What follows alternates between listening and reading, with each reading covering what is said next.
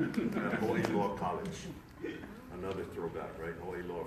Most of us, I think, are old enough to know what Hawaii Law is. She then decided she needed a graduate degree. She read the UH Manoa catalog to see which graduate degree could most easily complete, and chose a master's in communication. Her passion, though, was culture. Among her childhood mentors were Robert Moreno, Chumash elder in California, and Andy Smith, a Cherokee elder, living in with his Navajo wife in Arizona. And of course, there are many Hawaiian mentors. In the course of growing up, she was given stories of pre-European contacts between American Indian people and the Hawaiian people, and it was these stories that led her to cultural astronomy.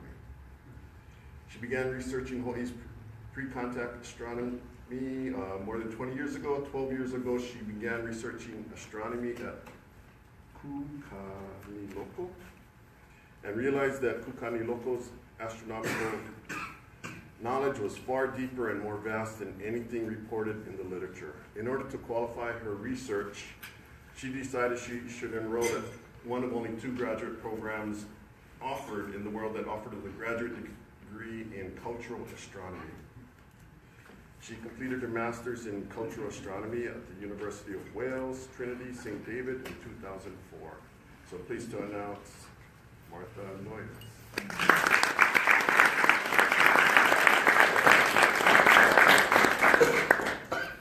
It was kind of a winding road, but it was really worth it to finally find out what I really wanted to do and where I wanted to do it. Before I begin, I want to thank a few people. Of course, Tom Lenchenko, Jolene, the Hawaiian Civic Club of Wahiawa, and all of you who have come here this evening, and also Lynette for making this evening happen and letting me do this. As a sort of a apology in advance, the 2 dogs with me, one is my old service dog at 12 years old, and the one under the table at the moment is young, 18 months old. She's been through her basic training, but this is the first time that she has been to a meeting of any kind with me, other than one-on-one, you know. So any kind of comedy may occur. So far, so good.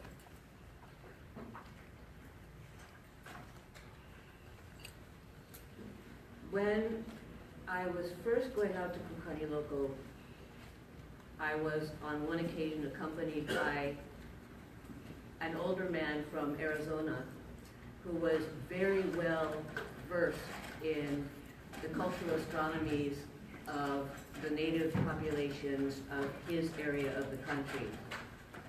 And we walked out to the site, and as we got close, he stopped walking and he looked at me and he had this "I dare you" in his eyes.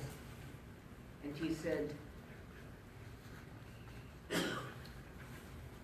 "There are 7 directions. Do you know what they are?" And I thought, okay, I'm not sure what the point of this test is.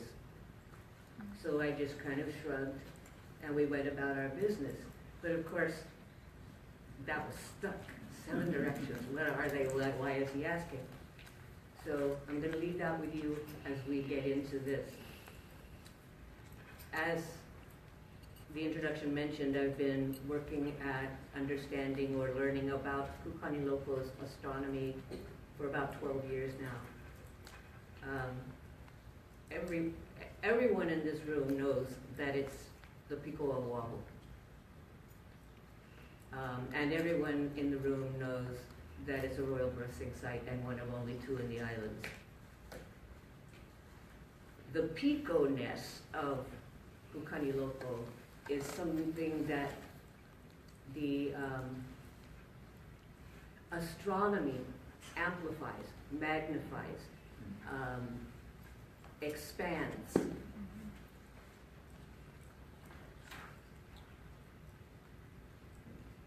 as a center of Oahu, what does it mean to be a center, a pico of Turn it Oahu? on.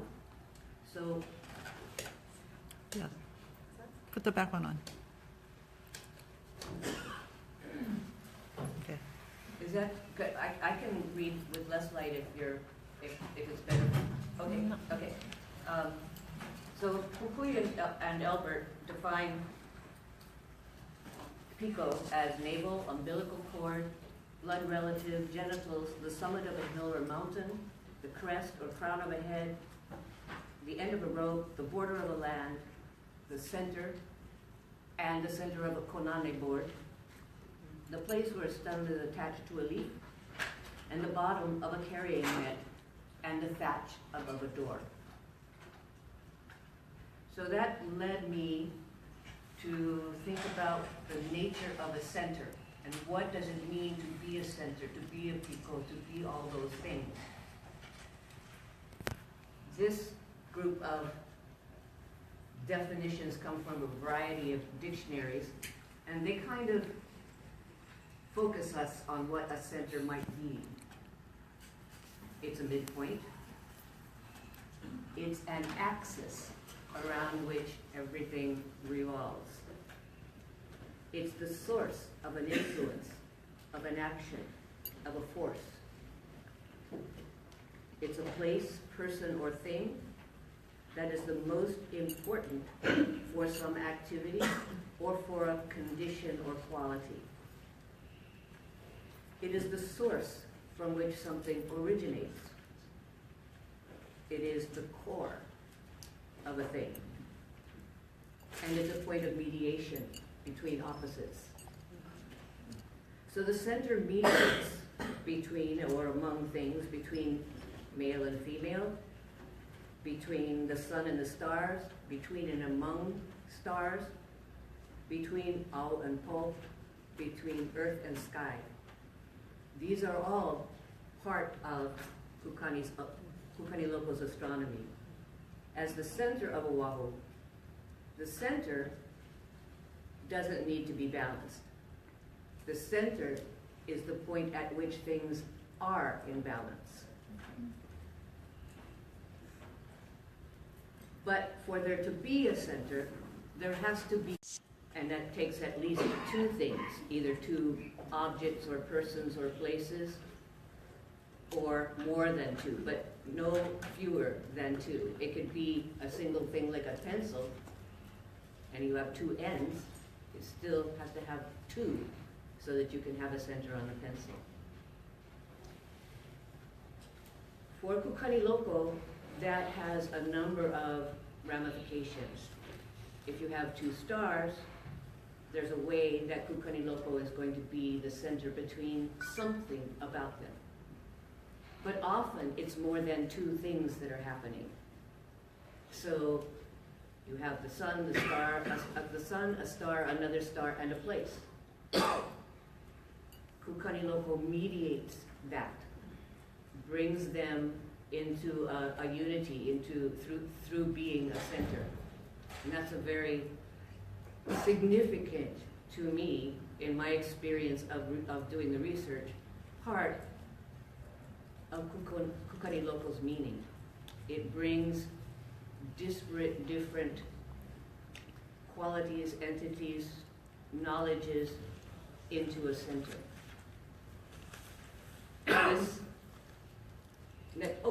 Okay, here you kind of see, this is a very crude graphic of how the equinoxes and the solstices center on Kukani Loko.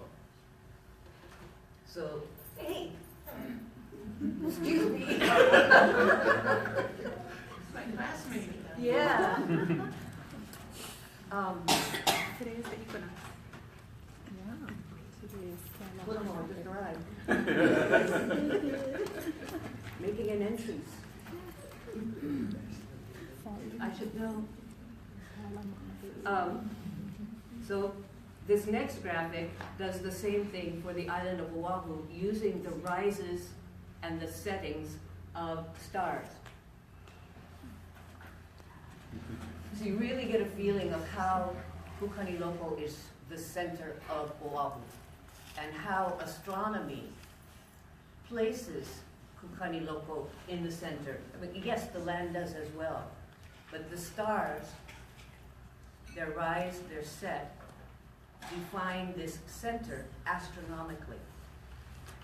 And it does that by naming the places where each star rises and sets for the star it's representing.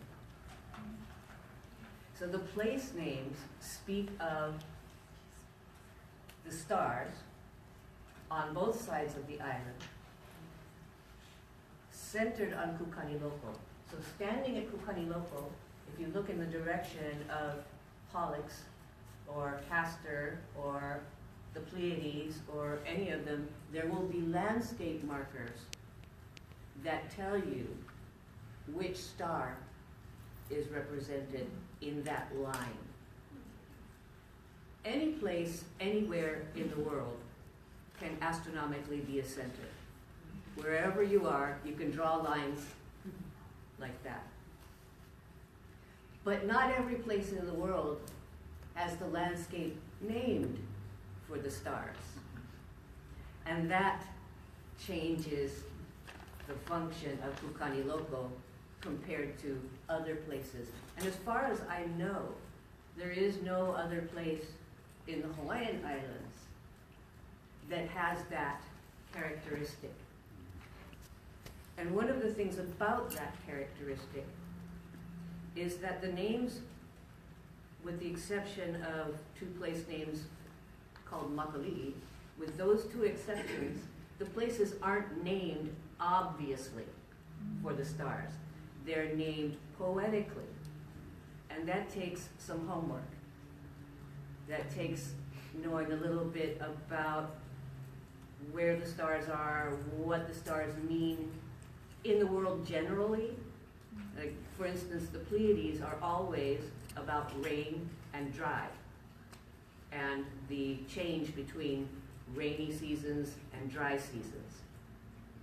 They may happen to be about other things as well, but there is yet that I have found anywhere in the world where the Pleiades don't represent those seasonal changes. But with the names representing these stars, those names start to tell you some of the functions and characteristics of these stars within the culture. When you add to that the multiple names for each star, Sirius has more than 20 names. Aldebaran has at least 15.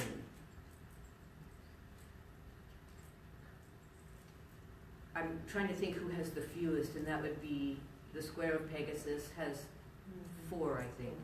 And the Pleiades have 3 or 4, but of those, they are versions of one another. So taking the meanings of the various names of the stars together with the names of their landscape markers, it's sort of an encyclopedia that Kukaniloko has of what astronomy meant in 1200, 1300, 1400. And it's still an encyclopedia we can access. It's still there. It's in the names. It's in the places. It's on the land. Someone once said to me, "Don't you know that Aina is the pedagogy?" And I had to look up pedagogy. But indeed, she was absolutely right. Aina is the pedagogy. It is the way of teaching, of learning, of passing information. And here it is from Kukaniloko. It's that encyclopedia, that library, that dictionary is written astronomically on the ground, on the land. So, did you do that? Oh, thank you.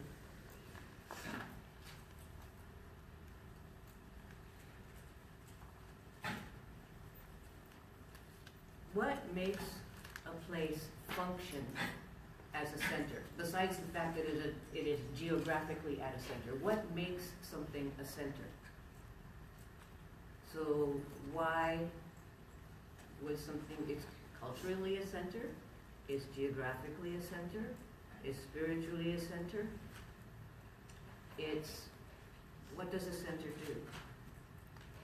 It radiates out, it radiates in.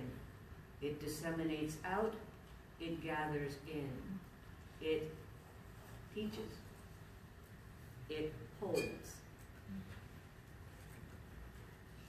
And it, like we said earlier, balances. Can you get, oh, you got one, okay. When we talk about there having to be two things, this is the simplest version of it. The wa lua, the Pukuyan Albert says, the word for middle is wa lua. Lua meaning two, and wa, and here's to me one of the keys to Kukani Loco as a center and its astronomy as centering. The wa is its time, its space, it's the space between places in space and place and moments in time. And that space isn't empty. It's not blank. It's a thing that connects. It connects past to future through the present. And that's in time, but it does the same thing with places. They are connected. They're not disconnected. They are connected through this, whatever you want to call it, ether, tissue, whatever you want to call it. So this is a representation of that, but we'll have to come back to it because it gets more complicated and, in my opinion, more beautiful.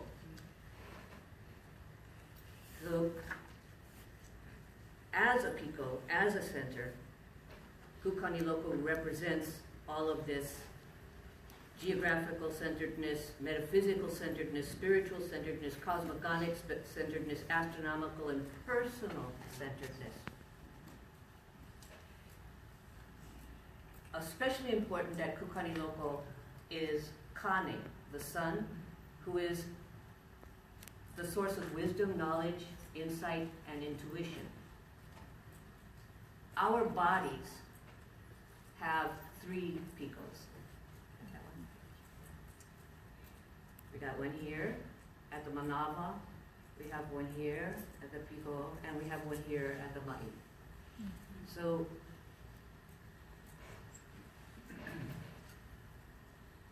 all of these, as we stand upright, form an axis, a pillar, a post.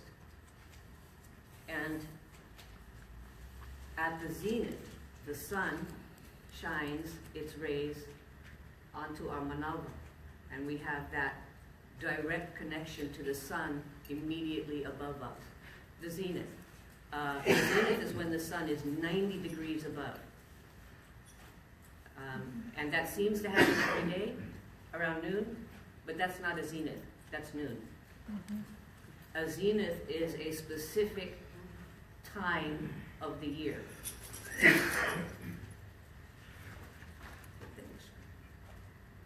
Zeniths and naders, the opposite of a zenith, take place only in the tropics. They don't take place in California. They don't take place in Tierra del Fuego. They don't happen in Australia or England. They only happen in the tropics. That's the region between 23.5 degrees, more or less, south of the equator and 23.5 degrees north of the equator. That is the limit of the sun's annual travel from the Tropic of Capricorn in the south, which for us is our winter solstice, and the Tropic of Cancer in the north, which for us is our June or summer solstice. So the sun does that. At some point, and it's different for every latitude, the sun will reach exactly 90 degrees overhead. And at some point, it will reach exactly 90 degrees underneath you. It happens twice, unless you're at one of the tropics. And it happens once on each side of the tropics. At our latitude, on Oahu, it's about 3 weeks before the summer solstice, 3 weeks after the summer solstice, and then the naders are the same distance from the December solstice.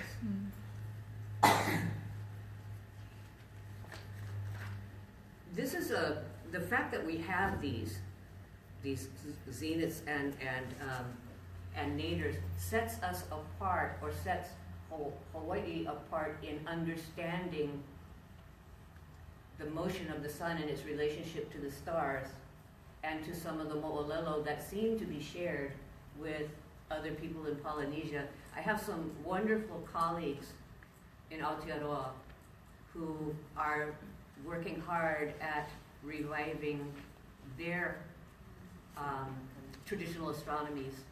And we have these magnificent conversations, and then we all of a sudden run into a brick wall, and then we realize, oh wait, you're not in the tropics, and we are. And a lot of stuff has to be rethought so we can understand each other, just for that little problem of not being in the tropics or being in the tropics. This is the May zenith on the left. I turn the daylight off on my computer program. If you notice where the sun is, it's in the constellation we know as Taurus. That's not, of course, a Hawaiian constellation. There weren't any cows here. The actual constellation, the Hawaiian constellation, is probably, at least from the data and readings I've been able to get a hold of, what is called in Rapa Nui, kete, eke, Hawaiian, the basket, the container. And that is Aldebaran and 3 others of the Hyades. Aldebaran is actually one of the Hyades. So it's those 4. So you see where the sun is close to Aldebaran, close to the Hyades. That's a really important thing. That's extremely important. Much more important than where the sun is in July, at the July zenith. But these are their locations in the sky. These are where the naders are. You see the November solar nadir, the location of the sun, close to Antares. I would use the Hawaiian names for Aldebaran and Antares, except that they have buckets of names. So any name I would give you would sort of mislead you, although I will say that the most common name for Antares is Lehua, but it is not at all his most descriptive or meaningful name. The name best known for Aldebaran is Hoku'ula, red star. However, Antares is also Hoku'ula. Betelgeuse is also Hoku'ula. Mars is Hoku'ula. And Mercury is Hoku'ula, which brings up an aside, but somewhat important. As I began doing this reading, I kept coming across accounts of early visitors doing their ethnography, and they'd say, well, apparently these, whichever people they were talking about, couldn't tell the difference between Mars and Mercury, or Aldebaran and Betelgeuse. Well, that struck me as nuts. Of course they knew the difference. The problem is, what you didn't realize, you guys, was that Hoku'ula is not the name of a star. It's a category. So if you go through the star lists and you see repeated names, it's not that those names were applied mistakenly to 2 or more stars. They described a kind, a category, a classification of stars. So that's kind of important to know, I thought. So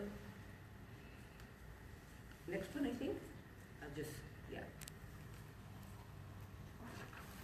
This is a really important, okay, can you skip that one? Or go back to this zenith, yes, there we go. This is really important. Doesn't look like a big deal, but this is the November nadir, and Antares is with the sun. And at that same exact moment, Aldebaran is at the celestial zenith. These two stars are a partnership. At this moment, they are directly connected, 180 degrees apart, up and down. Aldebaran is female. Antares is male. One of Aldebaran's many names is Haumea. Antares is a brother of Wakea. So we have a significant relationship here. It's a unity of opposites, male, female, above, below, sun above, sun below, sky above, sky below, and it only happens once a year. Now we go to the next one. So we have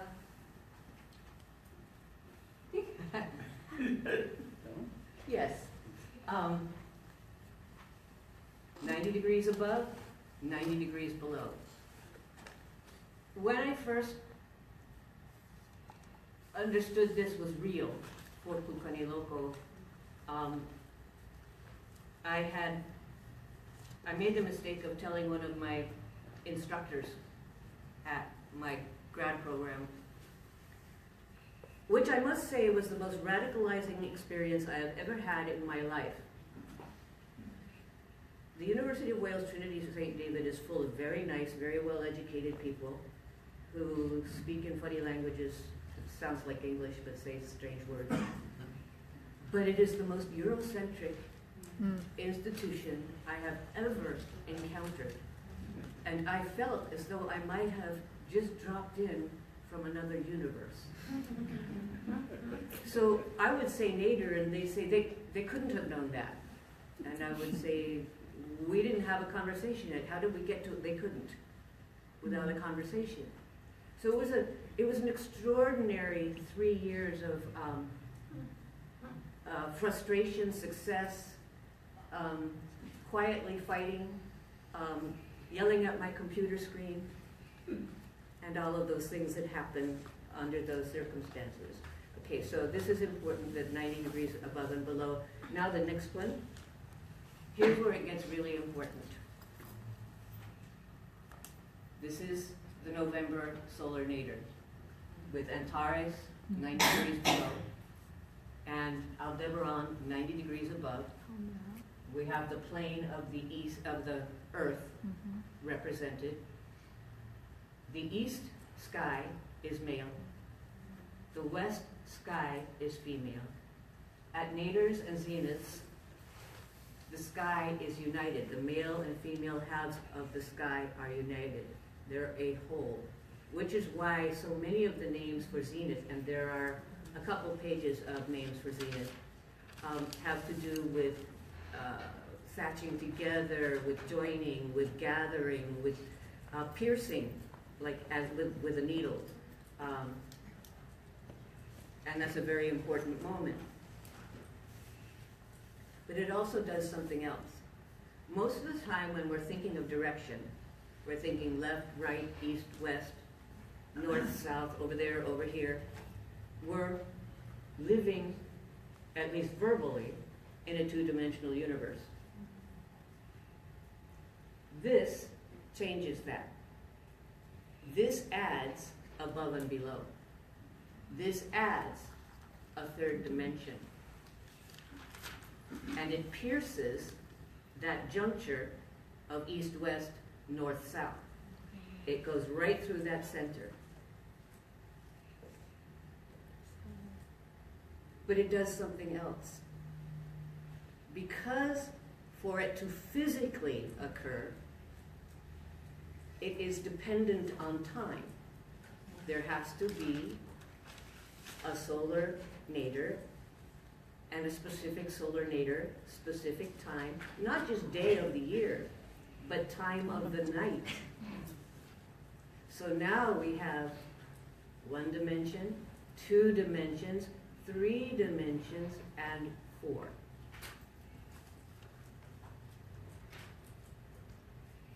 I came across a little blurb somewhere talking about the astonishing change in advance in relatively modern European American time when Einstein discovered relativity. And he discovered it in the form of space-time. And space-time was 2 directions, the flat 2 directions, plus above and below, plus time. All of that space-time that Einstein discovered in the early 1900s is contained in the word walk. So, I don't know how old that word is, but it's a lot older than Einstein.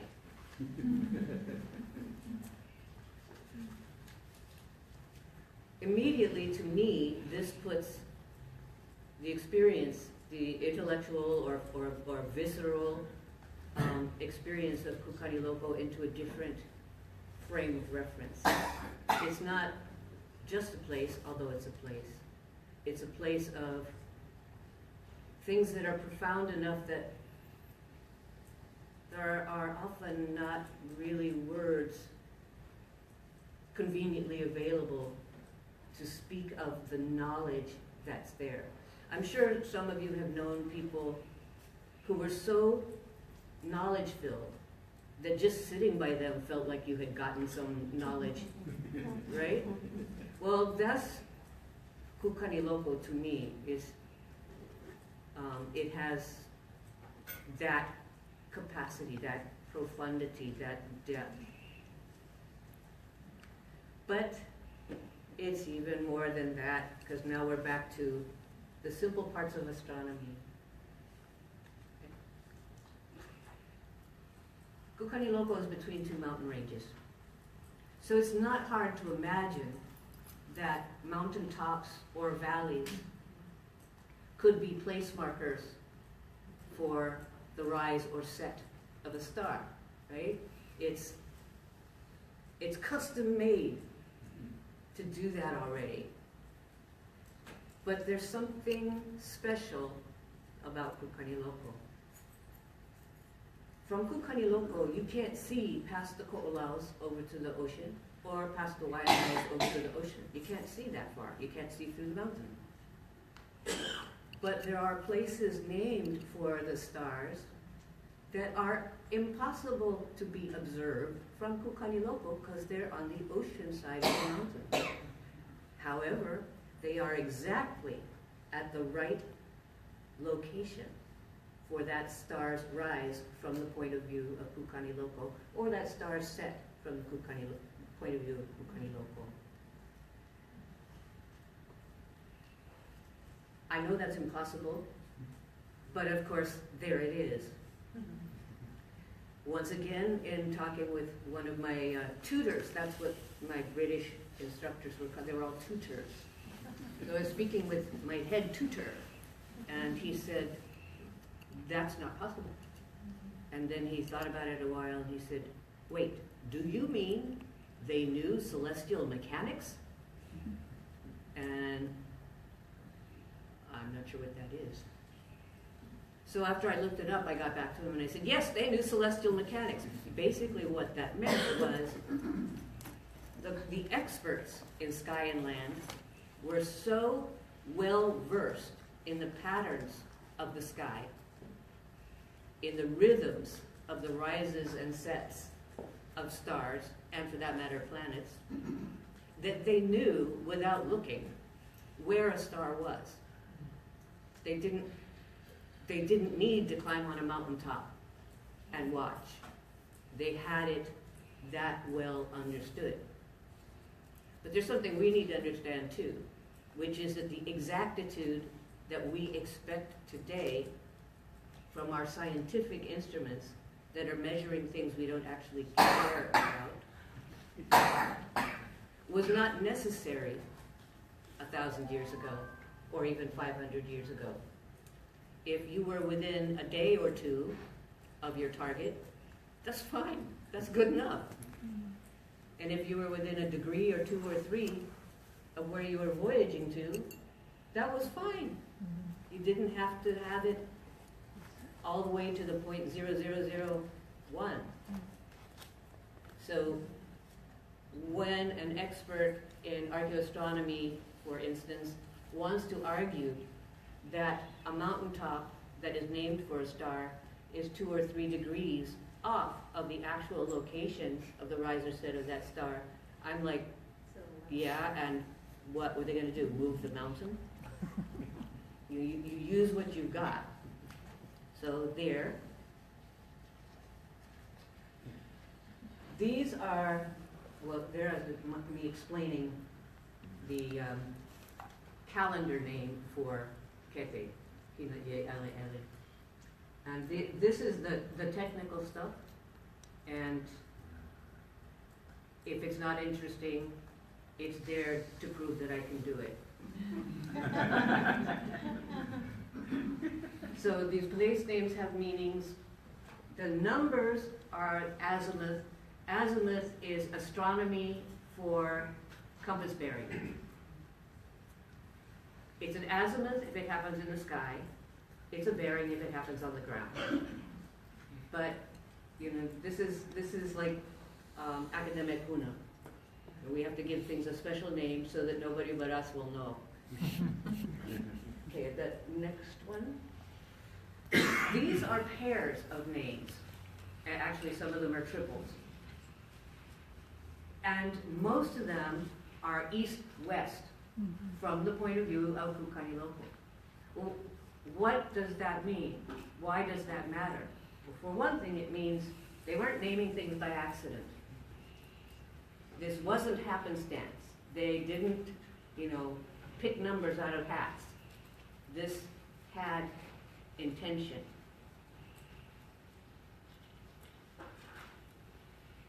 It also shows one of the ways in which Kukaniloko attached the periphery of the island to the center. So the edges of the island were attached to the center by naming places on the opposite sides of the island for the same star. And we could go on because there's stories in these names. Several parts of cosmogony. Some people say cosmogony, some people say cosmogony. I looked it up to make sure they're both correct. So, but cosmogony is in these names as well. Main thing is there's no accident. These were pairs on purpose. The number here, and this is just can you go back? The number of coincidences here is 9 out of actually 10 stars.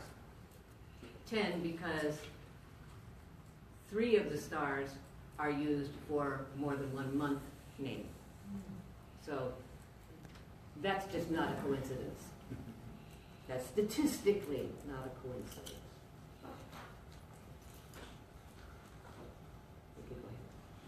So we return to centeredness, piconess, mediating, uniting, and back to Fukui and Elbert's definitions.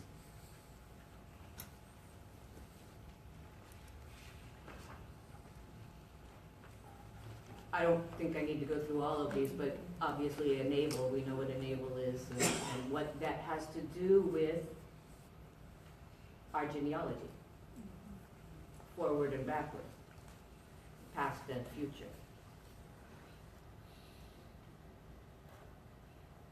The blood relatives also does the same. It's also genealogy, it's also relationships, it's also centering on a people. genitals we don't think of as representing our history, our past. But if our parents didn't have them, we wouldn't be here. And if we didn't have them, our children wouldn't be here. So that's all also part of genealogy, and which is something that's very important at Kukaniloko, especially because it was a site for royal birth. And genealogy was really important with a royal birth. The summit of a hill or a mountain or a crest, we're back here to the Manalo. And the end of a rope is also a center. If you're going to measure something, especially if you're going to measure something that's a circle, the end of the rope is your pico, is the pico. So you can use a tape measure and do the same thing. Wherever you hold the beginning down, that's the pico. Let's go, okay. So here, that little dot in the middle is planet Earth. The tropics above and below. The December solstice and the June solstice end at the tropics. And it's they have to go the whole way around to make the circuit. And they stop, the sun stops at the equinoxes. That is the center of each half of the year.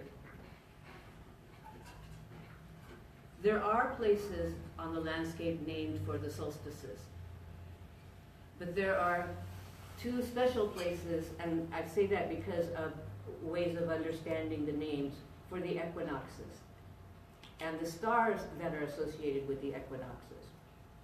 Mauna Ka'ala, we all, if we look at place names, it tells us it's Fragrant Mountain.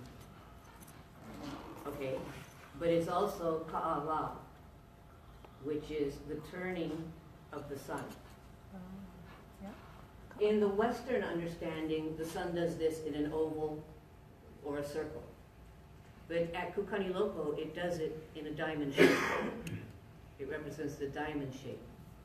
So the sun comes up from this solstice and it reaches the equinox, and it has to turn to get to the next solstice. Same coming back down. It has to turn to get to the next solstice. Ka'aumopua does the same thing. Ka'aumopua. Turn, God. This is a kind of exercise in understanding, for me, in understanding what is hidden on the land. And there's so much more to find out, and I can't wait for other people to go out and find out stuff. But please tell me. Okay, we'll go back to the centering. This again, just to reflect, now that we know that all of those places where these stars rose and set are named from the point of view of Kukaniloko, and that they all center on Kukaniloko.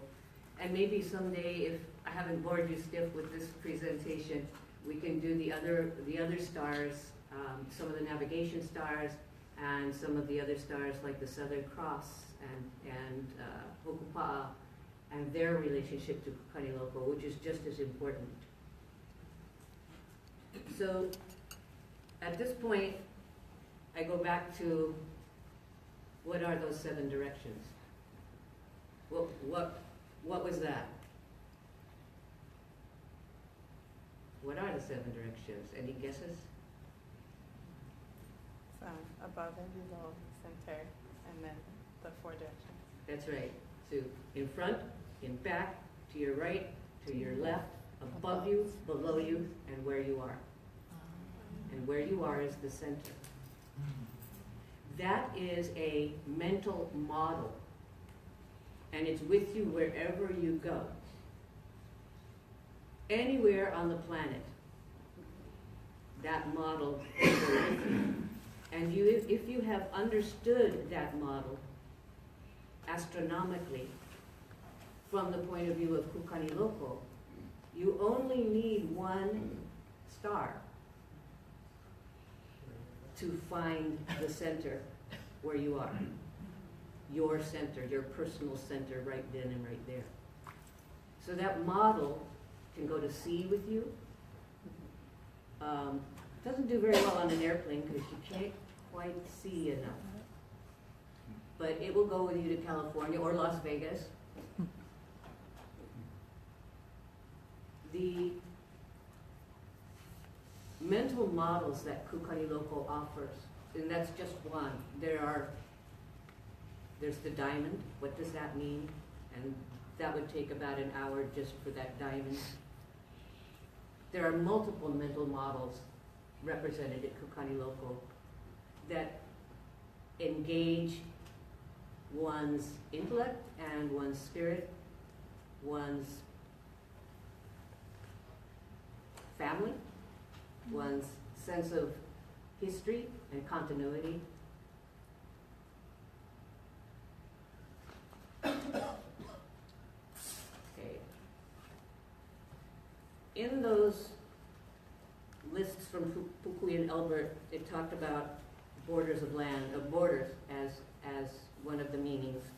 And the Moku boundaries on Oahu, the old ones, are also markers for stars from the point of view of Kukani Loco, but they're not random stars.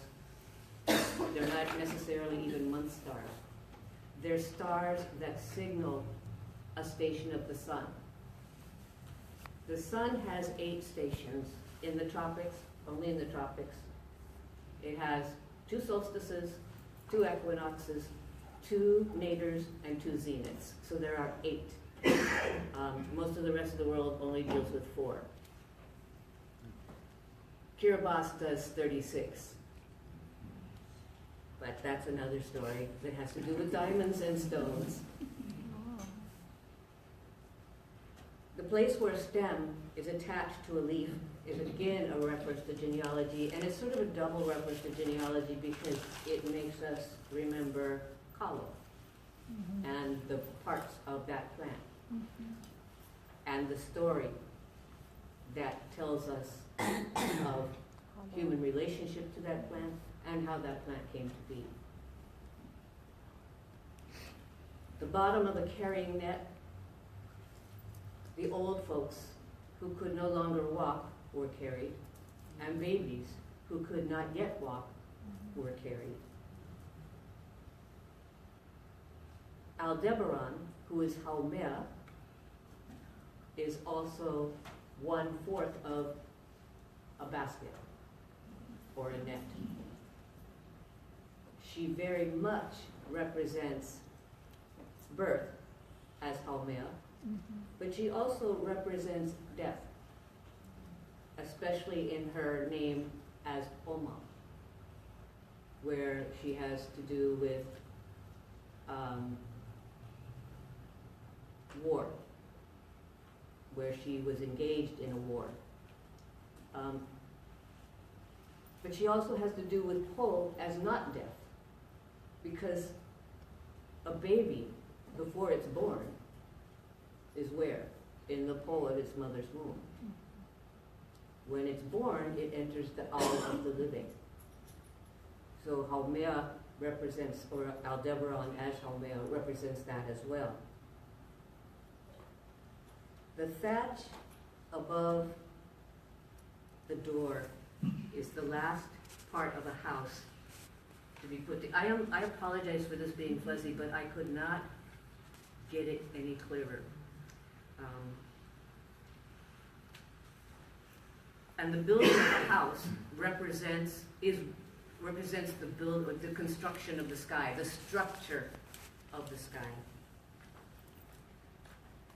Ikua, which is one of the names for Antares, and Haumea, Aldebaran, are the principal stars that structure space and time. They are also structural parts of the celestial holly. They are posts. He is the pillar in front. She is the pillar in back. And someday we'll have the conversation about what gender really meant, because it isn't what we think of when we think of who's in front and who's in back. So the last part of the house is celebrated or recognized with a prayer. And as you see, Kua now cuts the people of the house of Maile. Kua here is Ikua, who is Antares, and Mea is Haumea, who is Aldebaran.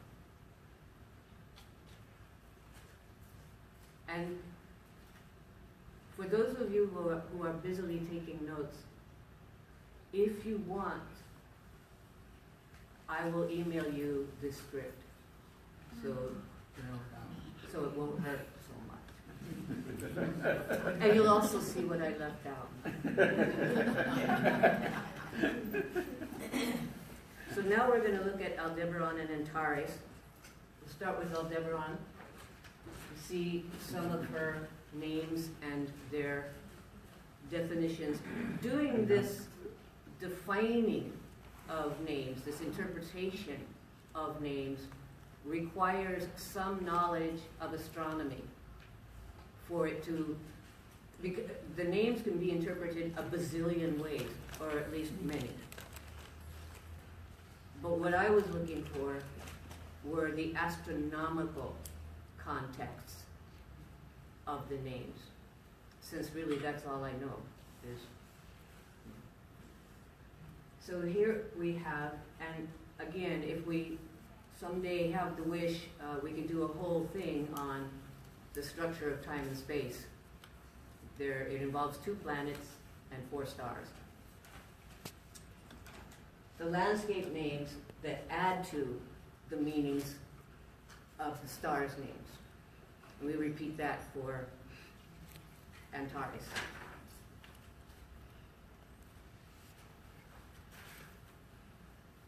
This really does not include all of the names for Antares or for Aldebaran.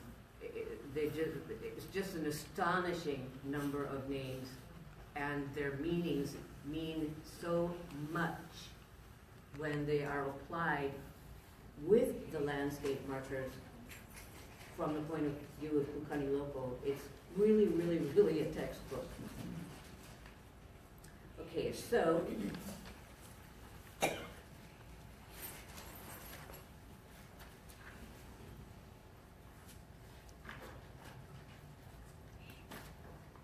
a center matters, and centering matters. The pico, the middle, it mediates, it connects separate places, times, people, even ideas. At the center, differences meet. The center connects and mediates between east and west, north and south, and the 2 axes of the world. But the third axis, that relationship between Aldebaran and Antares, connects and mediates other opposites, male, female, and other objects and times and places.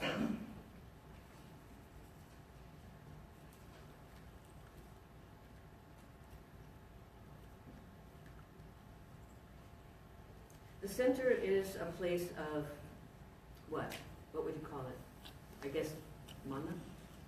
It's a place of knowledge. It's a place of spirit, of feeling, of recognition, of reconciliation, of understanding that often can't be expressed in words. It's unity, union, a place of material and spiritual substance, essence, a place of connection and connections, of engagement, of insight, intuition, inspiration, wisdom, knowledge, and understanding, knowledge and realization. I'm sure that many of you who have spent whatever amount of time there have experienced yourselves hours later going, oh, about something that came home with you in a way from your time at Kukani Local. Kukani Local tends to visit me at 3 a.m. and boom, it's like, oh, I see. So the center is a multidimensional place. It's holistic, and the wa, the connection of the past to the present, and the present to the future, and the connection of place to place, adds to, and sometimes even feels like it alters, the experience of and the knowledge accessible at the center. I don't know if any of you know Umi Perkins, historian, scholar. He wrote an article on indigenous theory and described 5 components of indigenous theory. The concept of harmony or balance, which can be seen in the structure of indigenous societies and could be described as dynamic equilibrium or pono.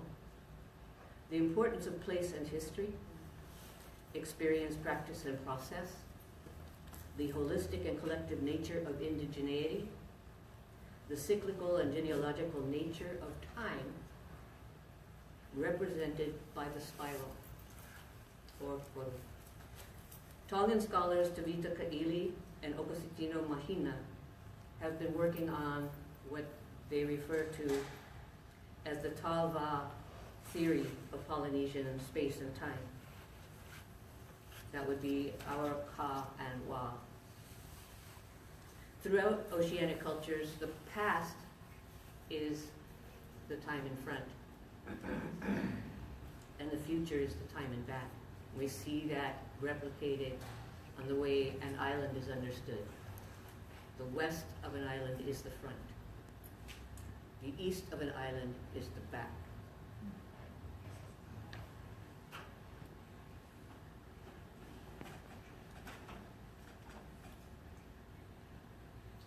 Tavita and Mahina explain that this time is beaten rhythmically in a symmetrical form in space. Now this gets a little deep for me.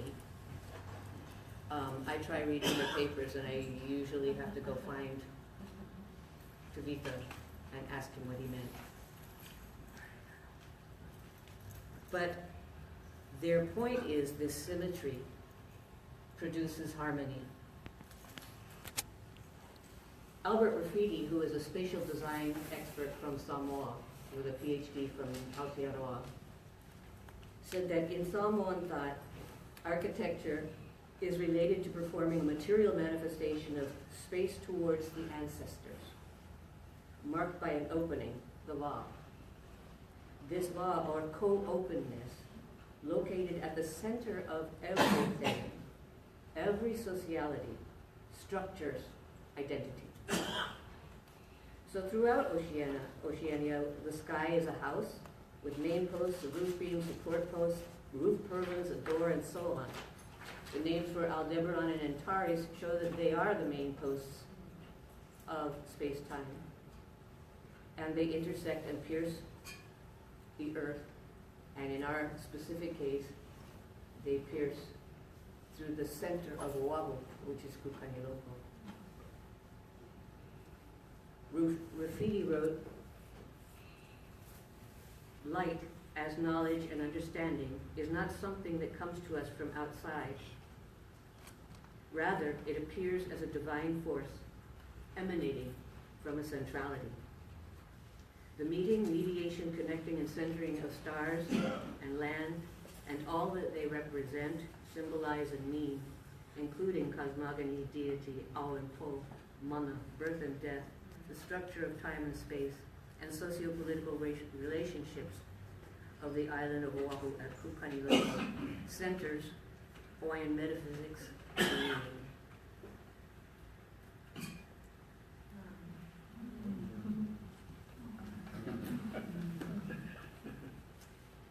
So if there are questions, comments,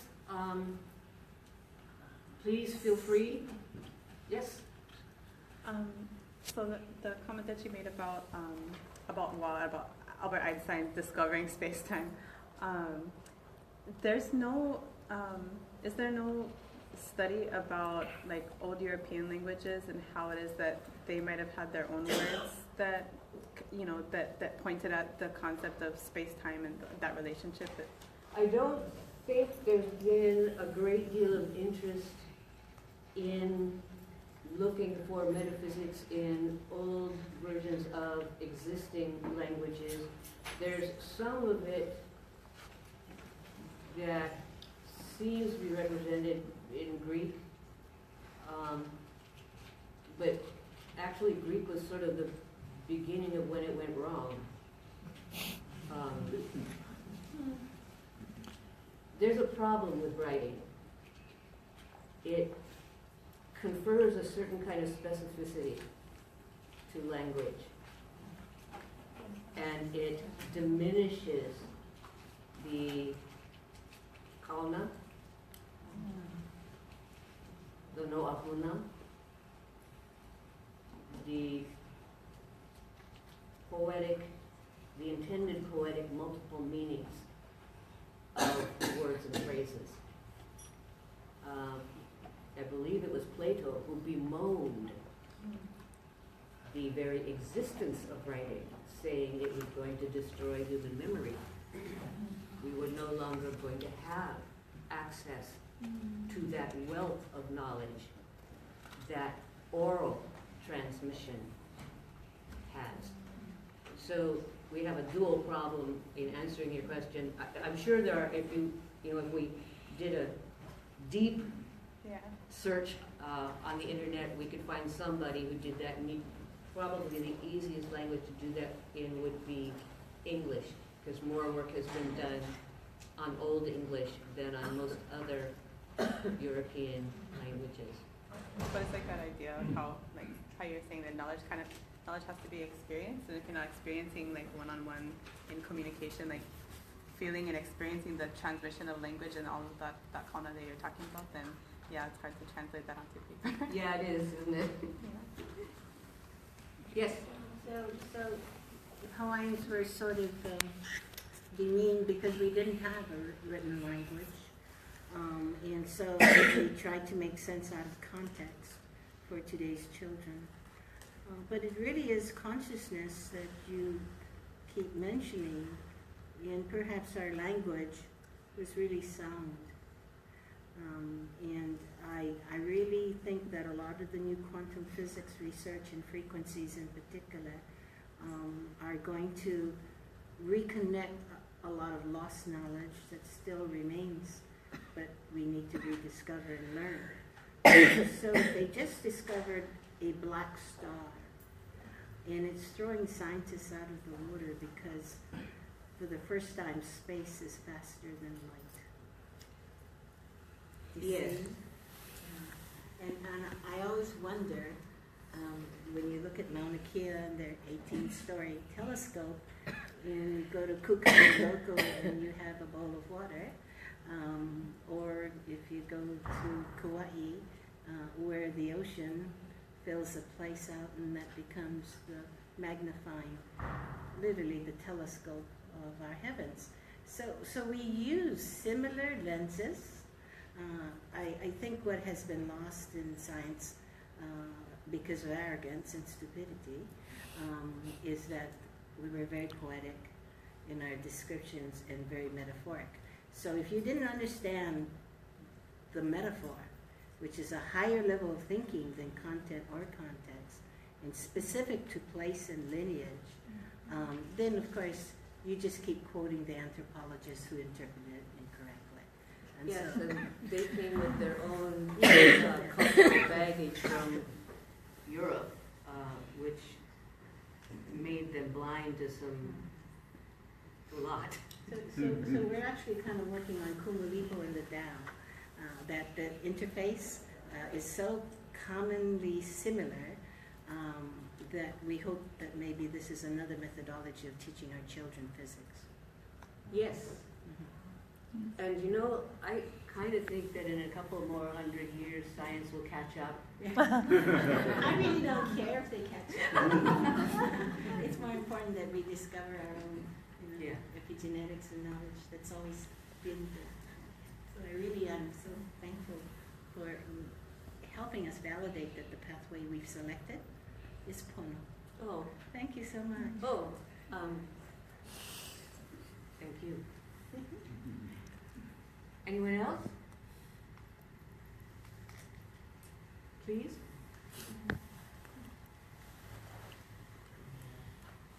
Okay, then I guess there's food.